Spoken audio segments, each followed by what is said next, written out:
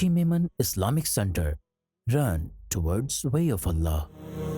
الحمدللہ رب العالمین والصلاة والسلام علی خاتم النبیین اما بعد فاعوذ باللہ من الشیطان الرجیم بسم اللہ الرحمن الرحیم قال اللہ تبارک و تعالی فی کلام المجید والفرقان الحمید ان اللہ وملائکتہ یصلون علی النبی یا ایہا الذین آمنوا صلوا علیہ وسلموا تسلیما اللہم صلی علی سیدنا و نبینا و مولانا محمد معدن الجود والکرم وعلی آلہ وبارک وسلم صلاۃ و سلام علیک یا سیدی یا رسول اللہ وعلی آلک و اصحابک یا خاتم النبیین۔ ناظرین اکرام، ایک بار پھر آپ کے پسندیدہ پروگرام راہ شریعت کچھی میمن اسلامک سینٹر کے ساتھ کہ جس میں شرعی سوالات کے جوابات مفصل اور مدلل انداز میں پیش کیے جاتے ہیں، اس پروگرام کو لے کر ایک بار پھر ہم حاضر ہوئے ہیں۔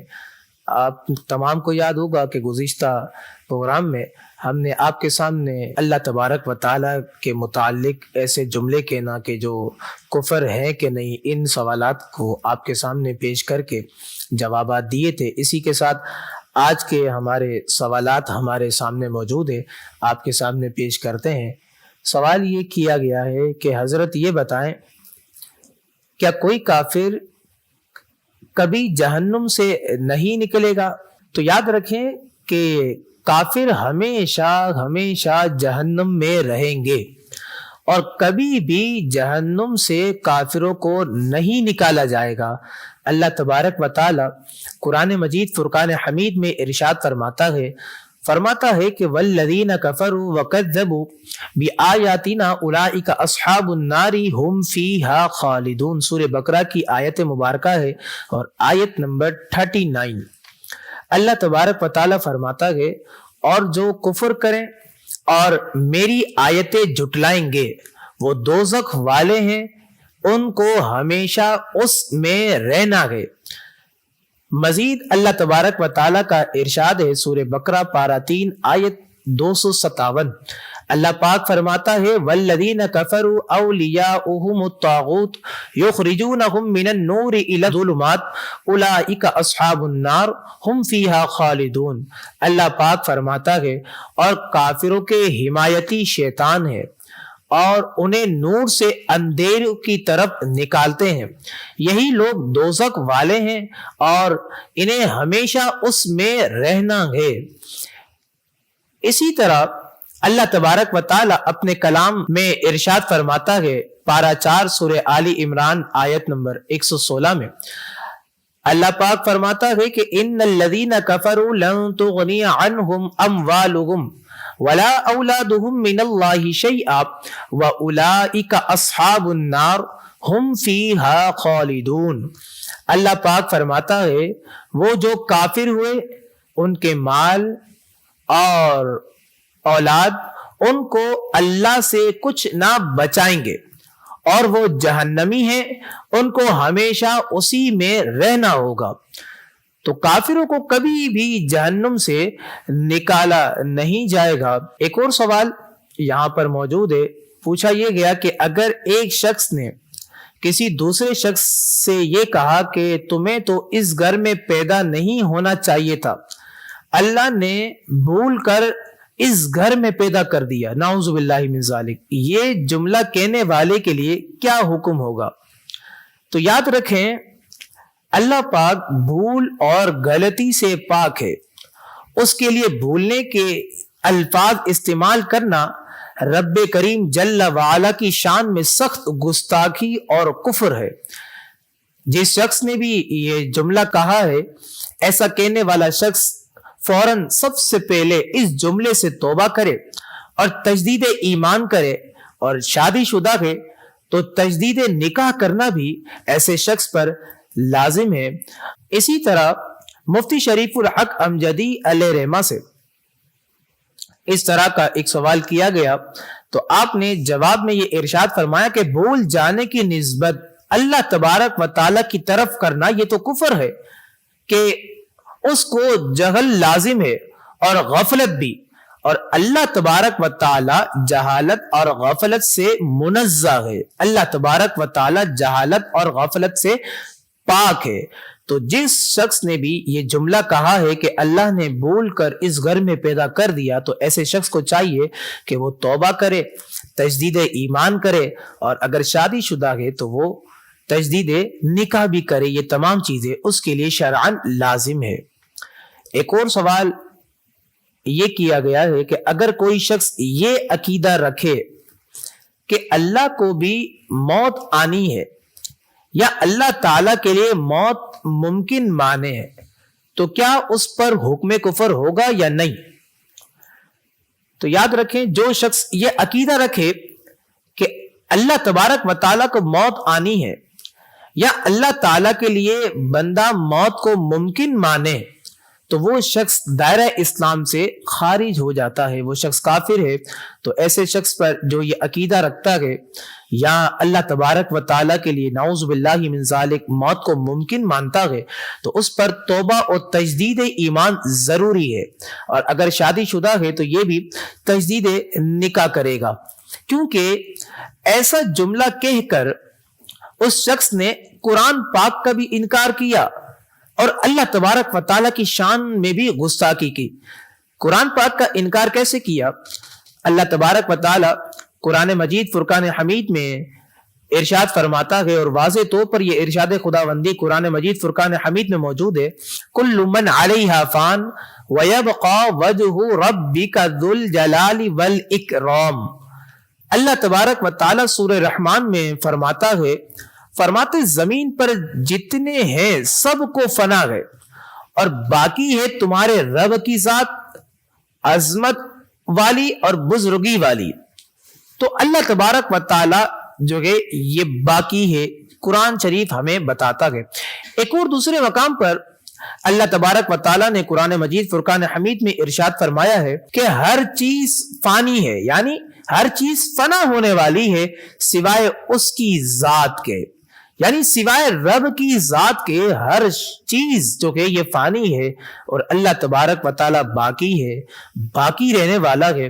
اسی طرح المعتقد المنتقد میں یہ بات جو کہ لکھی ہے کہ وہ امور یعنی وہ کام جو اللہ کے لیے واجب ہیں، ان میں سے ایک یہ ہے کہ اللہ تبارک و تعالی باقی ہے، اس کے وجود کی انتہا نہیں، یعنی اسے عدم کا لاحق ہونا محال ہے، اور یہی اس کے ابدی ہونے کا معنی ہے. تو یاد رکھیے گا کہ جو شخص اللہ تبارک و تعالیٰ کے لیے موت کو ممکن مانے یا پھر ایسا عقیدہ رکھے کہ اللہ تبارک و تعالیٰ کو بھی موت آ سکتی ہے، تو ایسا شخص جو کہ یہ کافر ہو جائے گا، دائرہ اسلام سے خارج ہو جائے گا. اس نے اللہ تبارک و تعالیٰ کی شان میں بھی گستاخی کی اور ساتھ ہی ساتھ قرآن مجید فرقان حمید کی بھی آیت کا انکار کیا. ایک اور سوال یہ کیا گیا ہے، نا امیدی کفر ہے، اس طرح کہنے کا کیا حکم ہے؟ تو یاد رکھیے گا، مومن کو اپنے رب تعالی پر مکمل بھروسہ ہونا چاہیے. مومن کو اللہ تبارک و تعالی پر یقین ہونا چاہیے. کسی بھی لمحے، کسی بھی گھڑی میں مومن کو اپنے رب کی رحمت سے نا امید نہیں ہونا چاہیے. اللہ تبارک و تعالی کی رحمت پر ہمیشہ امید رکھے. اللہ تبارک و تعالیٰ کی رحمت پر امید رکھنا یہ قرآن اور حدیث میں اس کی تاکید کی گئی ہے. قرآن اور حدیث میں اس کی تاکید جو کہ یہ موجود ہے کہ اس کی رحمت سے مایوس نہ ہو، اس کی رحمت پر بھروسہ رکھو، اس کی رحمت پر یقین رکھو. کسی شخص کے مایوس ہونا یا نا امید ہونے کے متعلق حکم شرعی یہ ہے کہ اللہ تبارک و تعالیٰ کی رحمت سے نا امیدی اور مایوسی ناجائز، حرام اور گناہ کبیرہ ہے. البتہ اگر کوئی شخص نا امید ہوتا ہے، مایوس ہوتا ہے، تو ناجائز کام کیا، حرام کا مرتکب ہوا، گناہ کبیرہ کا ارتکاب کرنے والا شخص جو کہ یہ بندہ کافر نہیں ہو جاتا. لیکن یہاں پر یہ توجہ ہونی چاہیے کہ بعض صورتیں ہم دیکھیں نا، تو بعض صورتوں میں مایوسی کفر ہو جایا کرتی ہے. مثال کے طور پر یہ عقیدہ ہو کہ اللہ تبارک و تعالیٰ میرے حالات کو نہیں دیکھ رہا، نعوذ باللہ، یا پھر یہ عقیدہ ہو کہ اللہ تبارک و تعالیٰ میرے حالات سے بے خبر ہے، نعوذ باللہ، یا پھر یہ عقیدہ ہو کہ اللہ تبارک و تعالیٰ میری فلاں پریشانی دور کرنے پر قادر نہیں، نعوذ باللہ، یا یہ عقیدہ ہو کہ معاذ اللہ اللہ بخیل ہے کہ میری پریشانی دور نہیں کر رہا۔ اب دیکھیں یہ جملے بھی اکثر مایوسی میں اور نا امیدی میں کہے جاتے ہیں، کہتے ہیں کہ یہ سارے عقیدے کفر ہیں، اسی لیے اگر ان میں سے کسی عقیدے کے ساتھ کوئی شخص مایوس ہوگا، ان میں سے کسی عقیدے کے ساتھ کوئی شخص نا امید ہوگا، تو بلا شبہ ایسی مایوسی ضرور کفر ہے۔ اور اگر اس طرح کا کوئی بھی کفریہ عقیدہ اگر نہ پایا جائے تو پھر مایوسی کفر نہیں ہوتی، البتہ مایوسی، نا امیدی ناجائز، حرام اور گناہ کبیرہ ضرور ہے، تو بندے کو چاہیے کہ وہ گناہ سے بچے۔ اس کے متعلق علامہ ابن حجر حیتمی رحمت اللہ تعالی علیہ فرماتے ہیں کہ مایوسی کو گناہ کبیرہ میں شمار کیا گیا ہے، یہی ظاہر ہے، کیونکہ اس کے بارے میں بہت سخت وعیدیں وارد ہوئی ہیں، بلکہ احادیث طیبہ میں تو مایوسی کے گناہ کبیرہ ہونے کے متعلق صراحت پائی گئی ہے کہ مایوسی یہ گناہ کبیرہ ہے۔ اب اس سے بھی بڑھ کر حضرت عبداللہ بن مسعود رضی اللہ تعالیٰ عنہ سے مروی یہ حدیث مبارکہ ہے کہ مایوسی یہ اکبر الکبائر ہے، مایوسی یہ اکبر الکبائر ہے، یعنی کبیرہ گناہوں میں سے ایک بڑا گناہ ہے، ایک کبیرہ گناہ ہے۔ تو لہٰذا آپ کو اور مجھے چاہیے مشکل حالات میں، پریشانی میں، تکلیف میں، درد میں، رنج و الم میں بندہ اللہ تبارک و تعالیٰ کی رحمت سے مایوس نہ ہو، بلکہ اللہ تبارک و تعالیٰ کی رحمت پر بھروسہ ہو، اللہ تبارک و تعالیٰ کی رحمت پر یقین ہونا چاہیے۔ اسی کے ساتھ ایک اور سوال ہمارے سامنے یہ موجود ہے کہ ایسے کون سے گناہ ہیں کہ جن کے سبب ایمان سلب ہونے کا اندیشہ ہے، تو اس کی وضاحت فرما دیں۔ تو یاد رکھیں کہ ایمان کی حفاظت اگر بندہ کرنا چاہتا ہے تو اس کے لیے یہ بات ضروری ہے کہ ہر گناہ سے بچتا رہے۔ ہر گناہ سے بچنا ایمان کی حفاظت کے لیے ضروری ہے۔ کوئی بھی گناہ معاذ اللہ برے خاتمے کا سبب بن سکتا ہے، کیونکہ علماء اکرام نے گناہوں کو کفر کا قاصد قرار دیا ہے، لہٰذا ایمان کی حفاظت کے لیے بندہ مومن کو چاہیے کہ گناہوں سے بچتا رہے۔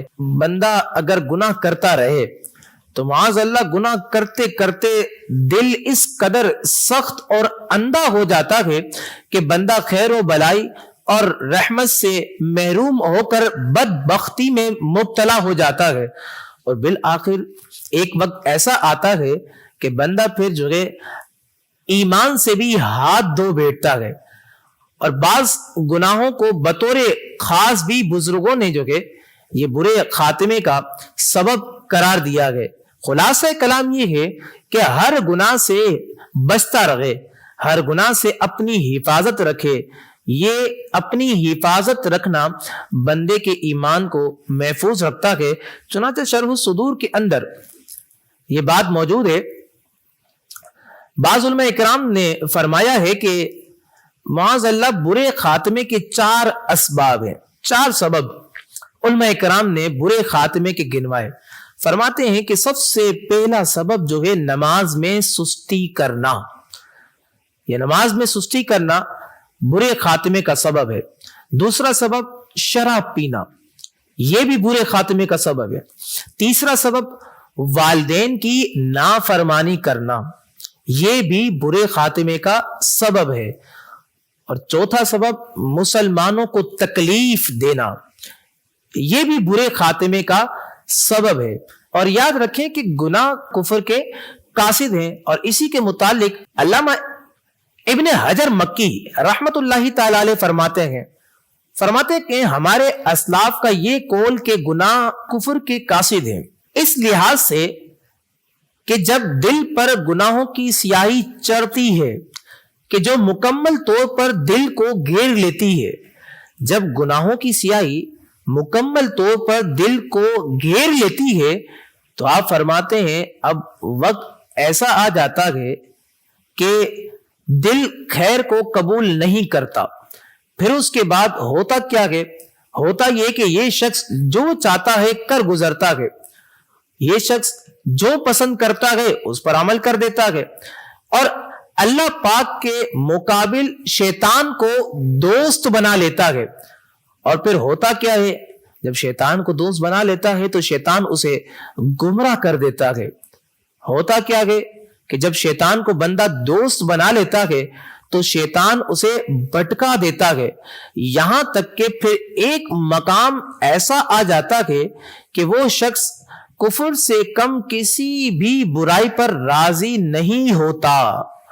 لہذا یاد رکھیے گا کہ ہر گناہ سے اگر بندہ اپنی حفاظت کرتا رہے، ہر گناہ سے بندہ اپنے آپ کو بچاتا رہے، تو پھر انشاءاللہ تبارک و تعالی اس کا خاتمہ بالخیر ہوگا، اس کا خاتمہ ایمان پر ہوگا۔ اللہ تبارک و تعالی برے خاتمے سے ہم تمام کو محفوظ فرمائے، اللہ تعالی ہمارے ایمان کی حفاظت فرمائے، اور ہم تمام کو گناہوں سے بچتے ہوئے نیکیاں کرنے کی اللہ تبارک و تعالی توفیق مرحمت فرمائے۔ اسی کے ساتھ ہمارے سامنے ایک اور سوال موجود ہے، پوچھا یہ گیا ہے کہ جو یہ عقیدہ رکھے کہ اللہ تعالیٰ جھوٹ بول سکتا ہے، نعوذ باللہ، اس کے بارے میں شرعی حکم کیا ہے کہ وہ کافر ہے یا مومن؟ تو یاد رکھیں یہ عقیدہ رکھنا کہ اللہ پاک معاذ اللہ ثم معاذ اللہ جھوٹ بول سکتا ہے، یہ عقیدہ کفر ہے، اور قائل دائرہ اسلام سے خارج ہو جائے گا، اور چونکہ اس نے جھوٹ بولنے کی نسبت اللہ تبارک و تعالیٰ کی طرف کی، تو قائل پر لازم یہ ہے کہ وہ توبہ کرے، تجدید ایمان کرے، اور اگر قائل شادی شدہ ہے تو تجدید نکاح کرنا بھی شرعاً اس پر لازم ہے کہ اس نے جھوٹ جو کہ کبھی فعل ہے، جھوٹ کہ جو تمام برائیوں کی، تمام گناہوں کی اصل ہے، اس کی نسبت اللہ تبارک و تعالیٰ کی طرف کی، کیونکہ جھوٹ بولنا اللہ تبارک و تعالیٰ کے حق میں محال ہے، اللہ تبارک و تعالیٰ کے حق میں ناممکن ہے۔ ہر بچہ اس بات کو جانتا ہے کہ جھوٹ تو ایک عیب ہے، اور اللہ تبارک و تعالیٰ ہر عیب سے پاک ہے، اللہ تبارک و تعالیٰ ہر عیب سے منزہ ہے۔ تو یاد رکھیں کہ جھوٹ کی نسبت اگر اللہ تبارک و تعالیٰ کی طرف کی جائے گی تو قائل ہو یا پھر کاتب ہو، وہ دائرہ اسلام سے بالکل خارج ہو جائے گا۔ اب اس کے لیے لازم یہ ہے کہ وہ توبہ کرے، تجدید ایمان کرے، اور اگر شادی شدہ ہے تو وہ تجدید نکاح بھی کرے، اس پر یہ بات شرعاً جو ہے یہ لازم ہے۔ اسی طرح جھوٹ، کذب اور امکان کذب، یہ دو عقیدے ہیں، یہ دو عقیدے اگر بندہ رکھتا ہے اور اس کی نسبت اللہ تبارک و تعالیٰ کی طرف کرتا ہے، کذب اور امکان کذب باری تعالیٰ، تو عقیدہ رکھنے والا شخص جو ہے یہ کافر ہو جائے گا اور دائرہ اسلام سے خارج ہو جائے گا۔ تو آج کی نشست کے جتنے سوالات ہم سے کیے گئے تھے وہ ہم نے آپ کے سامنے جو کہ سارے سوالات کے جوابات مفصل اور مدلل انداز میں پیش کر دیے ہیں۔ آپ دعا کریں کہ اللہ تعالی ہم تمام کو ان ساری باتوں کو یاد رکھنے کی توفیق نصیب فرمائے، اللہ تعالی ہم تمام کو عمل کرنے کی توفیق نصیب فرمائے۔ اگر آپ تمام بھی ہم سے جو ہے وہ سوالات کرنا چاہتے ہیں تو آپ تمام نیچے دیے گئے ہمارے نمبر پر جو ہے ہم سے رابطہ کریں، تو انشاءاللہ تعالی آپ کے سوال کا جواب بھی راہ شریعت کچھی میمن اسلامک سینٹر کے ساتھ کہ جو سوالات اور جوابات دیے جاتے ہیں اس نشست میں آپ کے سوال کا جواب بھی انشاءاللہ تبارک و تعالی دے دیا جائے گا۔ اسی کے ساتھ آج ہم آپ سے اجازت لیتے ہیں، اپنا بہت سارا خیال رکھیے گا، دعاؤں میں یاد رکھیے گا۔ السلام علیکم ورحمۃ اللہ وبرکاتہ۔